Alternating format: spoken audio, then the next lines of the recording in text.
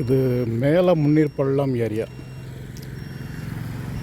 பாளையங்கோட்டை மேலே முன்னீர் பள்ளம். இவங்க எதுவும் போர்வெல் போடல. ஆனால் இதில் ஒரு குழி கிடக்கு, உரக்குழியாக தண்ணி இப்போ தேங்கி கிடக்கு.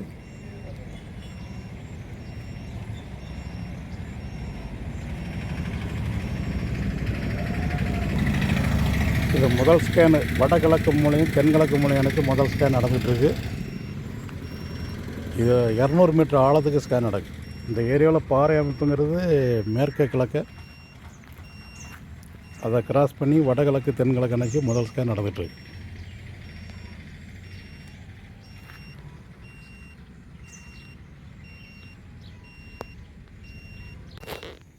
இடத்தின் மேற்கு பகுதியில் இது 2வது ஸ்கேன். வடமேற்கு தென்மேற்கு இணைத்து 200 மீட்டர் ஆழத்துக்கு இந்த ஸ்கேன் நடந்துகிட்ருக்கு. முதல் ஸ்கேனில் பாயிண்ட்டு தான் அமையலை. மேலேருந்து ஒரு 15-20 அடிக்கு கிளையே நல்ல கடினம் பாறை ஆரம்பமாகிவிட்டது. இது 200 மீட்டர் ஆழத்துக்கு இந்த ஸ்கேன் நடந்துகிட்ருக்கு. முதல் ஸ்கேனு 200 மீட்டர் ஆழம் தான்.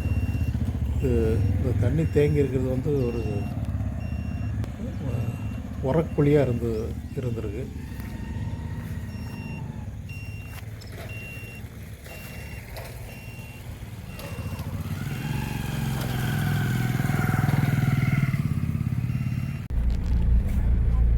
ரெண்டாவது ஸ்கேனில் ஒரு 20 அடியிலேருந்து அதிகப்படி 60 அடிக்குள்ளே லேசாக கசிவு அல்லது ஈரப்பதம் வரக்கூடிய 2 பாயிண்ட். மேற்கு மலையில் இன்னொன்று வடமேற்கு மலையில் அமைஞ்சிருக்கு. 20 அடி மட்டும்தான் கேசிமி இறக்கணும்.